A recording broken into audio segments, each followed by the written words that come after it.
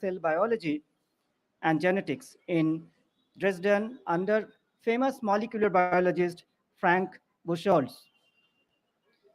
Following a postdoctoral stint at medical faculty in TU Dresden, he returned to India to set up his own lab at IGIB.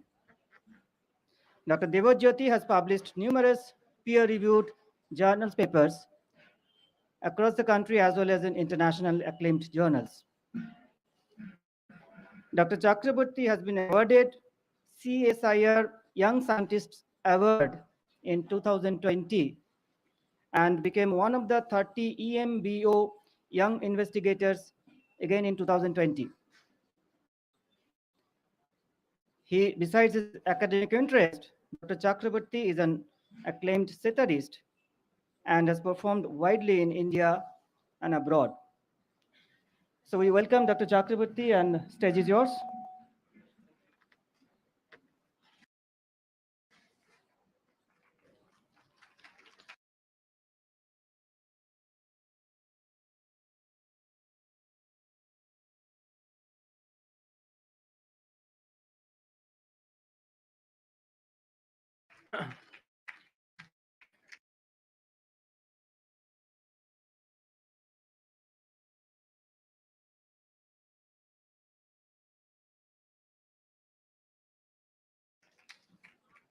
Thank you very much. So, good afternoon, all of you.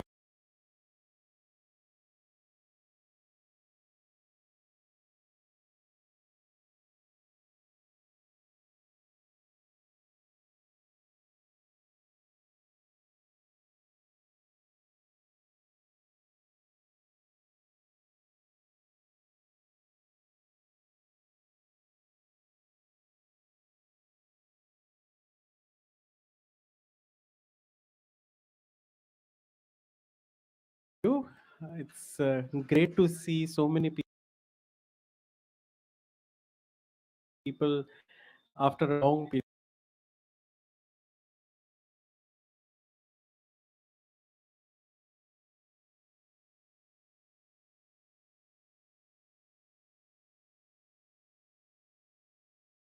of time, I think, and I'm happy that many of you managed to come.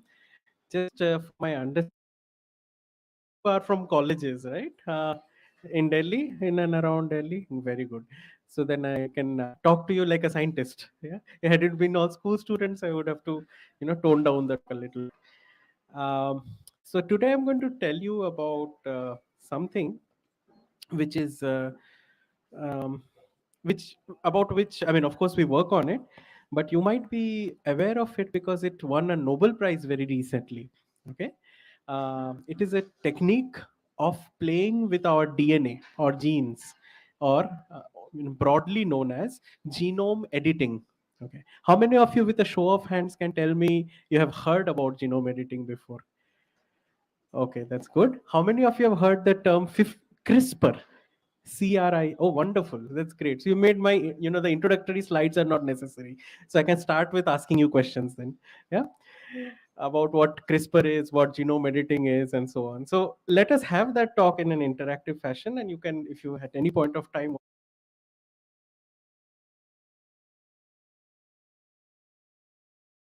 over here is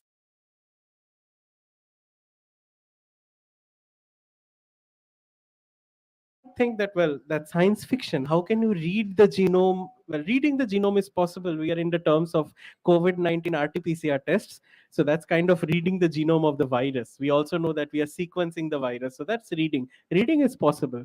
But how do you write the genome? You are born with certain types of, a sequence, which is the DNA sequence, and here we are talking about making changes in that DNA sequence. So that would almost, tantamount to be playing God. Kind of, you change the DNA sequence of an individual. But think about it, that if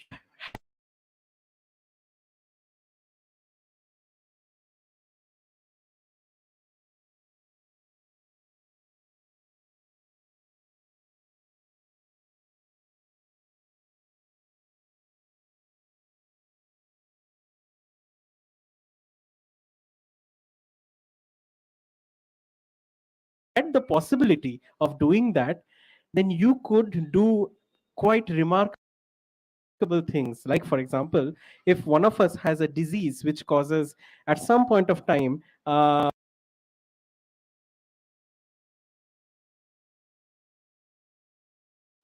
cells to become like a cancer cell, because it starts dividing and so on. And if you know that there is a problem in the DNA somewhere, if you could correct that DNA, then maybe we could cure cancer. All this sounds science fiction like, right? You might have seen the movie Gattaca or Jurassic Park, where they tried to put in a dinosaur DNA into a, this from the mosquito into a frog DNA, made a new dinosaur. Let me tell you, and I think by the end of today's lecture, you will know that this is really going in that direction. And sometimes it is good, sometimes it is bad. But when done in a way which is for the benefit of humanity, which is for the benefit of humanity, which is why we are all gathered over here, we are celebrating science, we are celebrating the impact that it has, and particularly also its impact in Indian science. We are also celebrating what the potential of genome editing is in terms of human disease, diagnostics, and so on. So, next slide.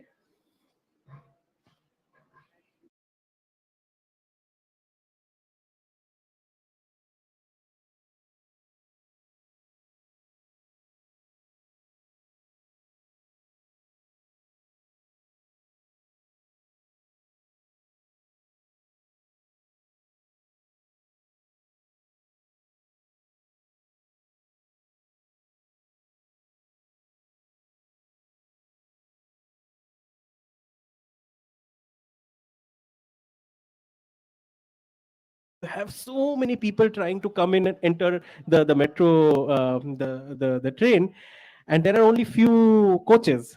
So it's a very difficult situation, right? And many people find their own ways to get into this coach. Some get automatically pushed in, some get pushed in, and some get pushed out, and so on. And you have these innovative ways by which people manage to actually enter the coach. In certain countries, like where there are also similar crowds, such as in Japan, there are actually ushers, and they are also there in India now, who will help you get inside this coach. I will come to why I'm talking about this particular thing and what is its context. Go to the next slide, please. What you see in this picture is an image of the farthest galaxy that has ever been imaged by a human. So that red thing over there by the Hubble telescope, and it actually is the farthest galaxy that has ever been, photographed, ever been captured on a photograph. And you might ask me that, how did we know that? Had you asked this question 30 years back, that is there this particular galaxy called GZ, whatever name this is, does it exist? We would have never known. But it took somebody and a group of people and lot of scientists coming together to make a telescope which is so powerful that it can capture the furthest galaxy which is so far known to man.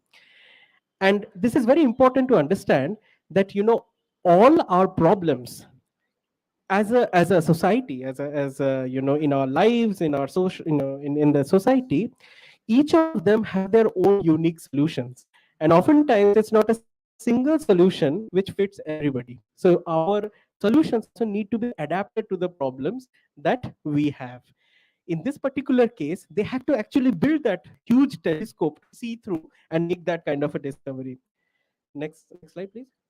So in India, if you have to, accommodate more people, there are indigenous solutions and people who actually travel that way. So unique solutions, unique things, because not every make, the constitution of every kind of setup is not the same. So therefore, you also have to innovate. And that is the basic premise of any kind of scientific problems, that sometimes you need to innovate in order to reach a particular solution. Next slide. So if a disease has to be taken into consideration, like for example, what you see over here is a blood disorder in which the bloods become sickled. Okay. Have you heard about sickle cell anemia? It's a blood disorder, right? Where the blood, instead of being the rounded shape, it becomes sickle shape. And it's a huge problem in multiple countries, including in India. The tribal people of India are the sufferers of this disease. A lot of this sickle cell problem, the trait and the disease come from these tribal belts. And it's a disease of the blood. But if there was a possibility by which, if you make a change in the DNA sequence which causes the blood to sickle, to convert it and make it round again, then potentially you could cure the disease, right? And that is what the hopes, or let's say the benefits of genome editing are.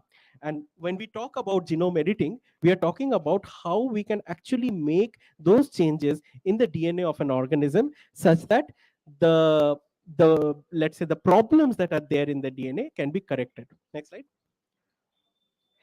And I told you right in the beginning that whatever I am telling you is not science fiction anymore. These have been done. Within us in this world, there are walking individuals whose cells and whose DNA has been corrected. They have been corrected to make a normal version of a gene from a disease to a normal version, and these people are surviving and they are doing well. So that is the success of genome editing. And this has happened both for cells from a body of an individual taken out, corrected, and returned to the body, or also within an individual where you develop certain types of technologies which is CRISPR related, and you put them into the body and you correct a DNA mutation. And I'll today talk to you more about how these things happen. Next slide. Again, how many of you know about these two individuals? Some of you, maybe. So these two individuals, these two scientists, Jennifer Doudna and Emmanuel Charpentier, won the Nobel Prize in Chemistry in the year 2020 for CRISPR, a method for genome editing. And it is a method which has basically revolutionized biology. And if I say that it's not just biology, but it is actually across different types of different fields of natural sciences.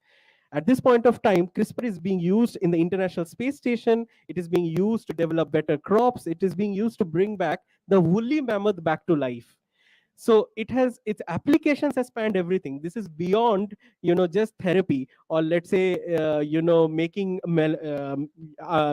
resistant mosquito varieties which would not be able to cause malaria anymore. So the applications are enormous. Okay, and these two individuals actually discovered this. So they got the Nobel Prize, and they are the year 2020. And I see a lot of women scientist students who are here today. The year 2020 has been the year of women in a way, in different ways, in politics, in science, and so on. It's just very apt that they are the winners of the Nobel Prize in chemistry in 2020. And but of course, CRISPR is not just Jennifer Doudna and Emmanuel Charpentier. It's a field where multiple people over a long period of time have come together and contributed. And that is why you see that there are many heroes of CRISPR who has in different ways tried to develop this field. But where did this all come from? How did they identify what genome editing and CRISPR is? Next slide. As it turns out, it all started from bacteria. Some of you might know, have seen a bacterial cell under a microscope. Yes, some of you have seen. So what happens is that, like we are attacked by viruses like the coronavirus, the bacteria are also attacked by viruses, and they are their natural enemy. And such viruses are known as bacteriophage. Okay, so for a long period of time, it was felt that, like we have an immunity, this is something very specific to us, and humans are very special that they have got that kind of an immunity. And lower organisms like bacteria are probably prone to getting attacked.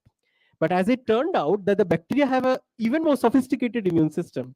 And that is actually what CRISPR is a part of. So in this immune system, what happens is that when a bacteriophage or a virus attacks a bacteria, it tries to introduce its genetic material, like you see on the left, into that bacterial cell. Why does it do that? Because from a genetic material, you make copies, you make new organisms. So the virus tries to multiply inside you. When the coronavirus infects, that is the same thing that they try to do. It's an RNA virus. It makes copies, makes more viruses, and that's how it propagates.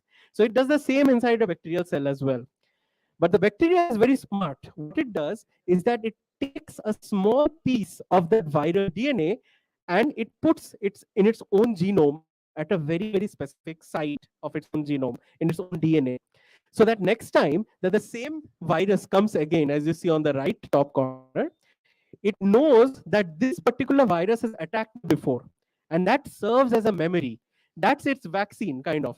It also has a kind of a memory, which is immunological memory, which with which it tells that, well, this virus has attacked me, so I need to launch an immune response to that.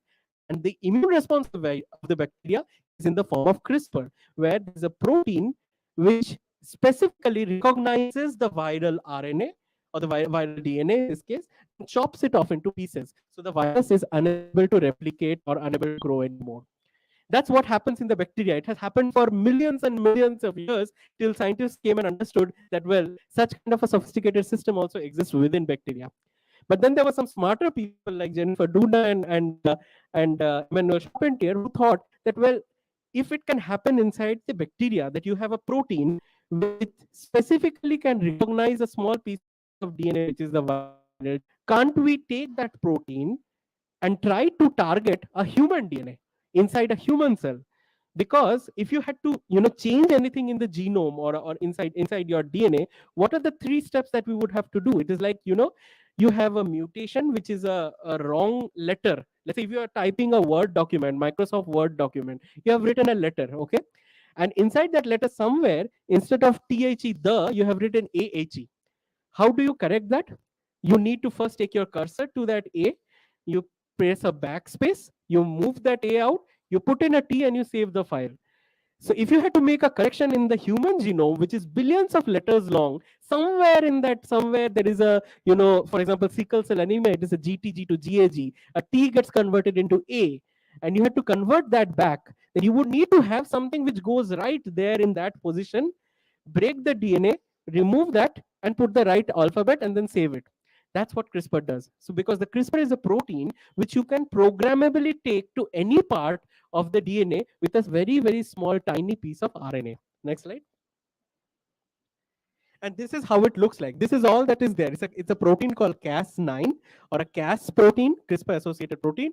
And what it does is that this Cas protein, with this RNA molecule that you see in the blue, it goes and binds to a specific part of DNA which you basically instruct it to. So today, if I tell you that it has to go to BRCA1, which is important in breast cancer, or a P53, which is important in multiple cancers, or a hemoglobin gene, which is responsible for hematological disorders, then you can program it to go to that part of DNA.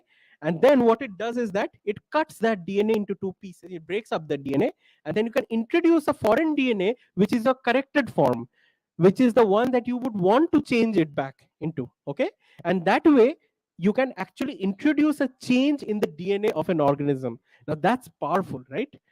Imagine you can do that with all these billions of letters that are there in the cell. And if there was a way to deliver it inside the cell, and then if there was a way that this information would pass on to the next cell, and so on, you could potentially correct a disorder. Because we are having a huge number of disorders which are due to mutations. Mutations means changes in the DNA alphabet. So if you have these changes there, and if you want to correct them, then this would be a tool to do.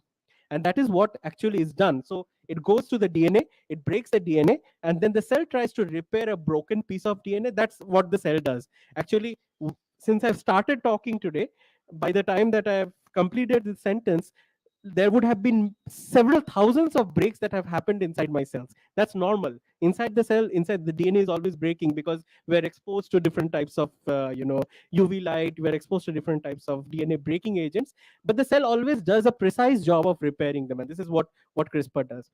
Next slide. And what you can do as a result of it is like I said, that it's up to your imagination. People have made changes in the organism. They have, in this particular case, in the cells which are giving rise to the next generation, the sperms and the ova, and then they have put it into the surrogate mother, and you have a CRISPR edited chimpanzee born, for example. Next slide. or they have actually changed all the possible genes that are there inside the human genome, 20,000, 25,000 genes, and seen how each of this gene is contributing, let's say, to different types of drugs resistance, how each of this gene is contributing to how the COVID moves from one cell to another, how does it, what is the pathogenicity of COVID, all these kind of studies. Next slide. Or in some cases, because it is a protein which binds to DNA inside the cell, if you want to see how the DNA moves within the chromosomes, you can put a kind of a fluorophore or a fluorescent light on that CRISPR, and then you can see on that Cas protein, and then you can see how these chromosomes move about. Sorry, inside the cell. Next slide. Or you can even create logic circuits. Some of you might be from the IT or the computer background, and you have this AND gate, NOR gate, OR gate, where you have the output of a particular circuit driving the input of another one. Say, for example, a protein has to be produced for another gene to be expressed, and so on. All these things can actually be developed by making such kind of circuits with CRISPR. Next slide. But if it's a very powerful technique, then there are also things that you can imagine would happen if it is not regulated. What people can do if you could potentially change the genome of organisms. And that is why it's also important to know what are the do's and the don'ts of CRISPR. Next slide. This was a particularly controversial case which happened a couple of years back, maybe 3 years back, where a scientist from China who was accused of being the first one to make changes in the embryo of organisms, of humans actually. And the argument at that point of time was that this kind of a change which he made, He Jinkui was the name, would actually make that person, the individual, when he would be born, or he or she would be born, resistant to HIV. Okay, but what is, for example, not known for all purpose of understanding is that how safe is the CRISPR in terms of where it is supposed to go and where it is not supposed to go. I already told you that the genome is billions of letters long. Now, if you try to attack, or let's say not attack, if you try to edit some part of the genome, and by mistake it goes to other parts of the genome, and it makes a break on the DNA at that point, that is not a very safe thing to do, right? And that has got consequences which might come up later on in life. So this is something which is at this moment, and there is an international moratorium or a complete ban on any kind of embryonic genome editing, which would be passed on to the next generation. Somatic genome editing, where you have a disease condition and you want to correct the disease, you want to elongate the life of an individual, you want to treat an individual, where you simply take the cells and return it or inside the body of that individual, which is not getting passed on to the offspring. Such kind of CRISPR therapies are approved and they are going into trials very soon. Several of them have actually entered trials. Next slide. But it is, suffice to say that within a short period of time, there has been quite a lot which has been achieved in the CRISPR biology since its discovery in that it's a kind of a immune system in bacteria, to the point where, like I said, that there are people who are actually gotten their genome edited and have their diseases cured. That's a mammoth, let's say, how to say, advancement for a particular scientific field, particularly because in science things take much slowly. It goes much slowly. It takes a lot of time to actually go through the whole process. Next slide. So today I'm going to talk to you not about the sickle cell work which we do in the lab, but just to tell you that we are also involved in IGIB with my colleagues, trying to correct the sickle cell mutation. Like I said, that this is a problem which is there in India. It's almost 50% of the world's carrier population comes from India actually. And if there was a possibility of changing the DNA and making that disease into a normal form, where the sickled RBCs will not be there, that would be tremendously helpful, because it's a one-time cure. It's one-time cure. You make a change in the DNA, it stays in the body. So ideally what you would want to do is you would want to take the cells out of the body, correct them using CRISPR, and give it back. And we have made significant progress in that. Today I will not talk in details about that, but the direction in which we are going is mainly towards taking this into a clinical setting. Next slide. But what I'm going to talk today about is another aspect of CRISPR, and that is where we are taking into account the fact that this is a protein which recognizes DNA. Now you have a protein which can recognize the DNA, then you can actually use it to recognize different types of DNA. You can recognize, let's say, human DNA, plant DNA, and you can also recognize viral DNA, such as the COVID-19. So what we worked on during the pandemic was actually to try to use the power of CRISPR to develop a strategy to detect SARS-CoV, okay, the SARS-CoV RNA in a test tube, and then try to see if we can use it as a diagnostic. Where normally you would do a PCR test, where you would, amplify the viral genome with primers, and then you have a qPCR machine.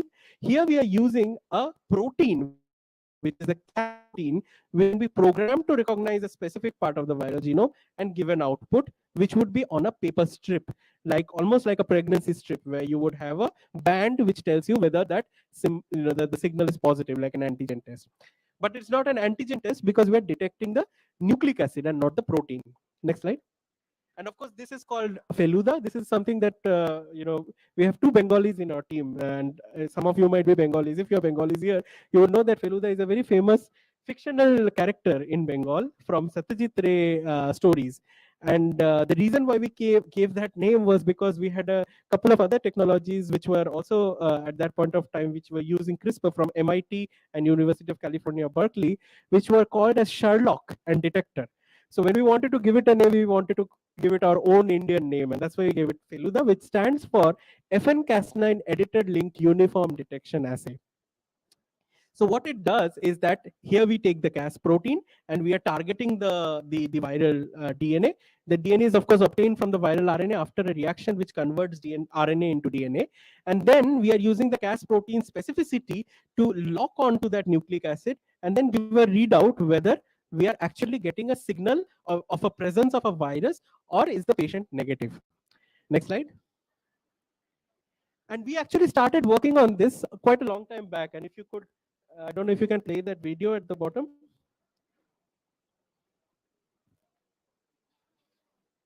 Anyway, so we were actually trying to develop something where we could go as a point of care to, let's say, detect different types of diseases of which are genetic origin. And what you see over here,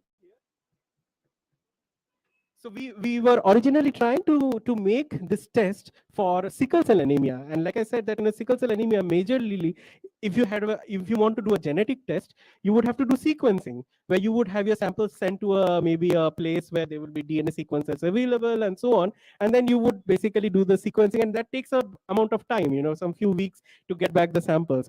So what if we could do the same thing, identify the mutation which causes sickle cell anemia right at the spot? So we were developing this mainly as a method by which we could detect mutations in the DNA. And this is from Chhattisgarh in Raipur district. And where, when the lab went there and the students went there, we saw that this was how a healthcare center looks like, where you have this queue of school students standing there waiting to have their finger pricked. And then there will be a little bit of blood, which will be then tested in a very crude manner through the solubility test. So the idea was that, how to get rid of this. Still you have a kid over there who is looking very, very anxiously at the prospect of having the finger prick, right? So we converted this into a form where you could just simply spit into a small tube, and your saliva has DNA, as you might all know. And from that saliva, the DNA will be extracted, and then you could actually do a test, which would be then CRISPR based test, which would then give you a readout within an hour or so, instead of having to send your samples out for sequencing. Next slide. So Feluda was repurposed for COVID-19 because the pandemic started, and we all tried to bring in all our expertise to make sure that we could contribute also. So in Feluda, what happens is that you have the COVID, RNA, which is then coming from the sample which the patient has given, and then this RNA is converted into DNA, which is called a reverse transcription PCR. And after that, once this reverse transcription PCR has happened, we are actually using a chemistry of paper strip chemistry and the Cas9 chemistry together to give a kind of a readout on a paper strip. So if the Cas9 goes and binds to a target which is on that viral DNA, then it will give a readout because of some combination of nanoparticle migration, gold nanoparticle migration, and the fact that there are some molecules which recognize each other on a paper strip, and it gives a band like that. So you would have two bands if your sample is positive, and you would have only the one band, which is the control band, which will tell you if your sample is negative. Next slide. and this is what it looked like. So you have this antibody based, the control band. And what we did is that, when you have a paper strip, and as you can see also for some of your antigen tests, sometimes there might be a weak band and there might be a strong band and so on. So the visibility becomes a factor in telling whether you have a positive test or not. So we made a mobile app which we actually called as Topshe. And if you're again Bengalis, you will know that Feluda doesn't come alone. There is always a Topshe and a Jatayu who are associates of Feluda. In our case, Topshe was a smartphone app, which is full form is true outcome predicted via strip evaluation. It takes a picture of the strip, and this was done in collaboration with Adiuvo at Chennai. It's a company which is specializing in these kind of things, and it gives you a readout that whether the sample is a positive. So you don't have to really rely on your eyes. And also we had something called Jatayu. Jatayu is basically a platform where you can design your strategies for a Feluda experiment, which is beyond just COVID-19. You could also do it for other diseases and other mutations and also variants of concern, which are the VOCs, as I will come to you later on. Next slide, please. And then of course this had to be fast tracked. This has to be done very, very fast, because in a pandemic you do not have time to take those long periods of time that drugs tend to get produced and evaluated and so on. So there was a lot of work, lot of activity that happened during that period of time. But to cut a long story short, this was an idea that came sometime in Jan, and by September we actually had the validation from the Drugs Controller General of India, DCGI, after it was commercialized to our partner, which was Tata Medical and Diagnostics, Tata MD, and they call it the Tata MD check. And of course, this got a lot of attention. I think some of you might have also heard about it in different places. Next slide.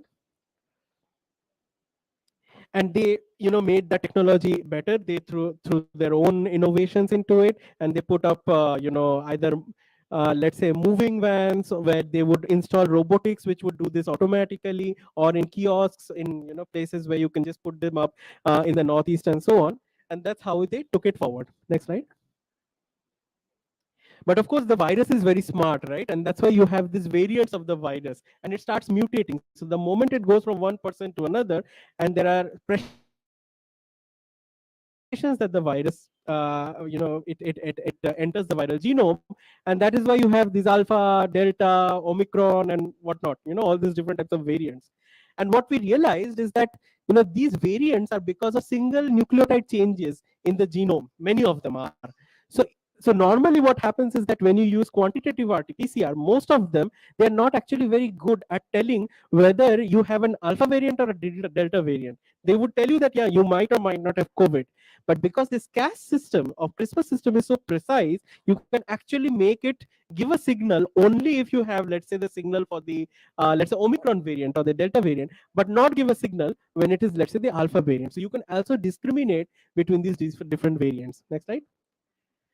So we came up with this technology. No guesses why we called it as Ray. Satyajit Ray is the creator of Eluda. So Ray stands for Rapid Variant Assay, and what it does is that it uses the precision of CRISPR to tell you whether the particular strain that you have is of a particular variant or not. Not just whether you are COVID positive, but also whether you are a Omicron positive or an alpha variant positive, and so on. Next slide. And this is how we did it. Won't go into details.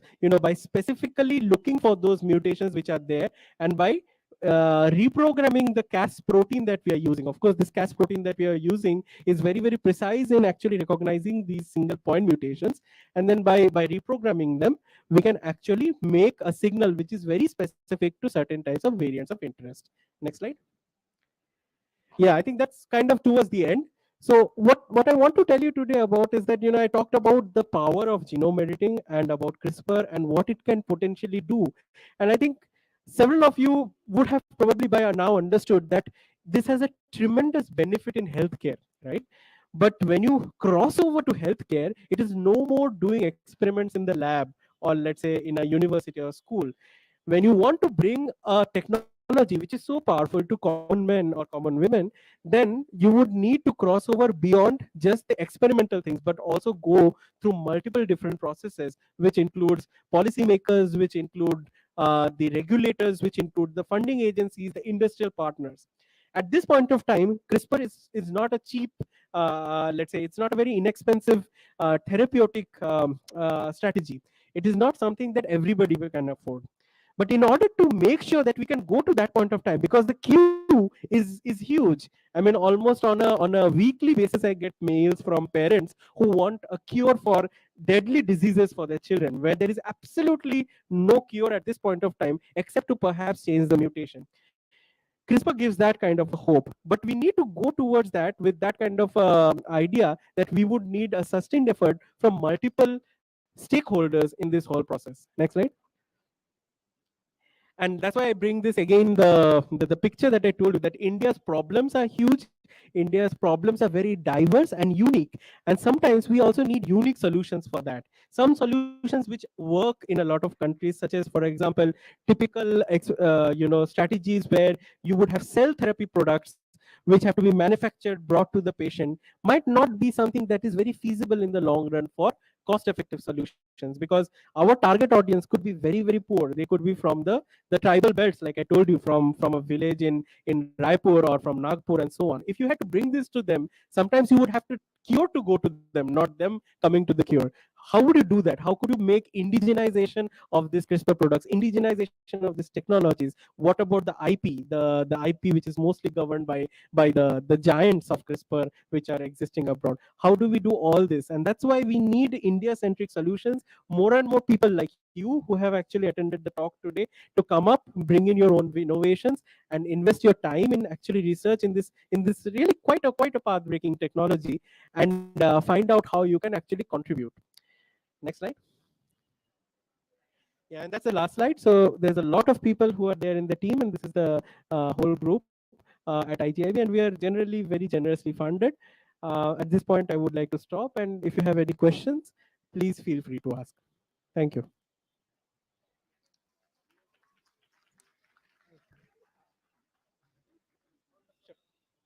Thank you, Dr. Debojyoti Chakraborty, such a wonderful talk.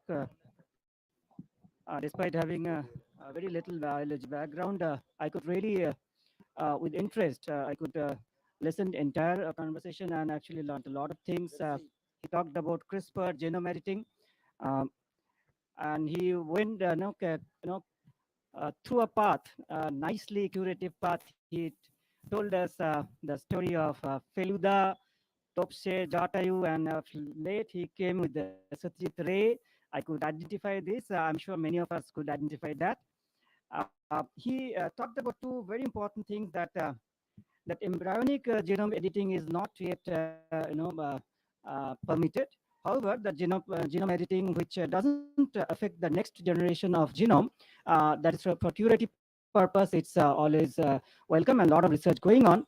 And we are fortunate to have an expert like him who has immensely contributed towards COVID. He has told us how IGIB and his team has contributed in during the COVID scenario, and how their developed kit was actually technology transfer could take place, and a lot of COVID testing was done because of the research done by his team at IGIB. We are here. We'll take few questions. If there are questions, please maybe raise your hand. We have a microphone. Yeah, can you give it? Yeah. Hello, sir. My name is Sita Prajapati from Gargi College. Yes, Sir, can I ask two questions yes, please in go a ahead. queue? So first question is, as we are doing CRISPR, which is the modifications or gene editing in the level of genes, or when we are looking forward to evolution, genes play an important role. So if we doing this, it cannot be lead in the some problematic scenarios, like we see ki sometimes the genes which are not active, which have to active due to this gene editing and comes into the generation by generation. First question. And second question is this, as you said, the sickle cell anemia can be cured by the gene editing by CRISPR. Sir, as sickle cell anemia is an autosomal recessive disease, it may transfer from one generation to another generation, or it may appear in the another generation. And in the will lead to some disadvantages. So how can we lead from these some problems or disadvantages from the CRISPR? Thank you. Right. Very nice questions, actually. The first one is a fantastic question. What happens to evolution? So actually, when you talk about evolution, it's something that happens over a long time scale. Okay, and evolution is also something which is then has to move on to the progeny, and then lot of changes happen over time. So that's why I emphasized on the importance of somatic genome editing, not germ cell genome editing. In fact, germ cell genome editing or embryonic genome editing is not allowed at this point of time. And these one of the reasons, well, not the main reason, but one of the reasons is that you do not want to do something to the genome in an unknown manner. And for two reasons. One is that here we are talking about a protein, which is the Cas protein, going and finding its target in the genome and making a change. But the genome is billions of letters long. If it happens to go somewhere else as well, it would also make a change over there. So that's why till that entire spectrum of what is known as off-target genome editing is well known, any kind of embryonic genome editing has got a moratorium at this point of time. That is not happening. All that we are talking about is in an individual or in an individual cells. Okay, so that's saves you from the evolution part of the question. Second question was how does it work in sickle cell? Very interesting. So what we are planning towards, and we are going towards at this point also in IGIB and all the clinicians and all the different partners, not just us but also other researchers, is we are talking about editing of the hematopoietic stem cells.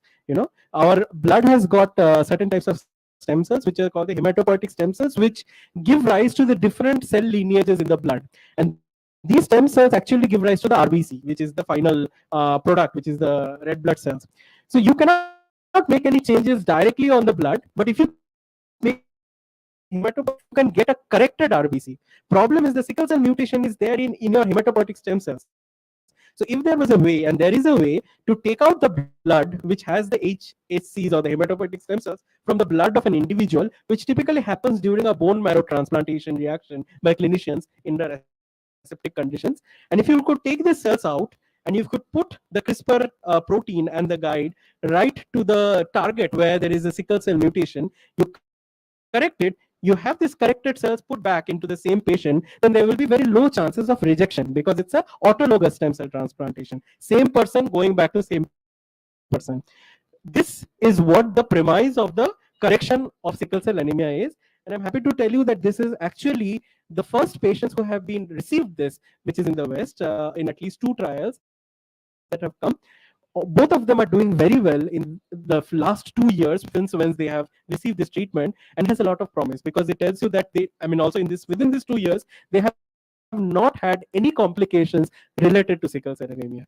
So yes, this definitely has a promise. For certain other diseases where the child will, like I told you, not get mails from people such as Duchenne muscular dystrophy is a debilitating condition. The child doesn't survive over, let's say, maybe a few years in the teens. In such cases, what you are looking at is to provide some kind of a therapy which would at least elongate the life for some period of time. And there are, like I said, the queue is long. There is a long list of diseases, long list of patients, but we have to move sustainably towards it. So we know what are the pros and cons of a CRISPR editing and what it can do in terms of a therapy. Sir, thank you. We have 4 minutes. We'll take only one more questions, although there are several questions perhaps from Zoom link across the country, but we'll be taking those as offline. One more quick question. Yeah. Yes, so how is the costing factor about this somatic cell edit?